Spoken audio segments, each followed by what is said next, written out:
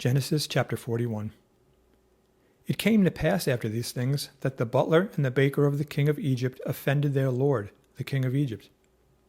And Pharaoh was angry with his two officers, the chief butler and the chief baker. So he put them in custody in the house of the captain of the guard, in the prison, the place where Joseph was confined. And the captain of the guard charged Joseph with them, and he served them, so they were in custody for a while. Then the butler and the baker of the king of Egypt, who were confined in the prison, had a dream, both of them, each man's dream in one night, and each man's dream with its own interpretation. And Joseph came in to them in the morning and looked at them and saw that they were sad. So he asked Pharaoh's officers who were with him in the custody of his lord's house, saying, "Why do you look so sad today?" And they said to him, "We each have had a dream, and there is no interpreter of it." So Joseph said to them, "Do not interpretations belong to God? Tell them to me, please."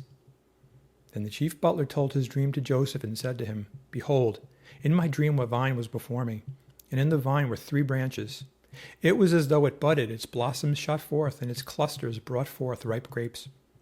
Then Pharaoh's cup was in my hand, and I took the grapes and pressed them into Pharaoh's cup, and placed the cup in Pharaoh's hand."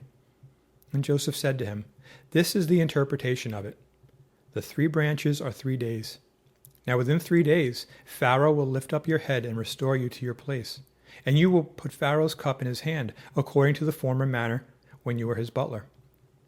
But remember me when it is well with you, and please show kindness to me. Make mention of me to Pharaoh, and get me out of this house. For indeed I was stolen away from the land of the Hebrews. And also I have done nothing here that they should put me in this dungeon." When the chief baker saw that the interpretation was good, he said to Joseph, "I also was in my dream, and there were 3 white baskets on my head.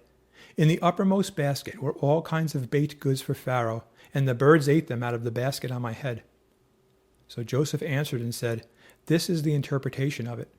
The 3 baskets are 3 days.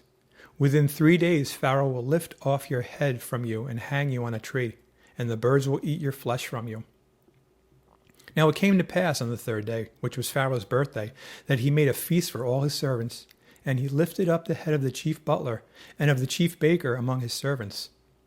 Then he restored the chief butler to his butlership again, and he placed the cup in Pharaoh's hand.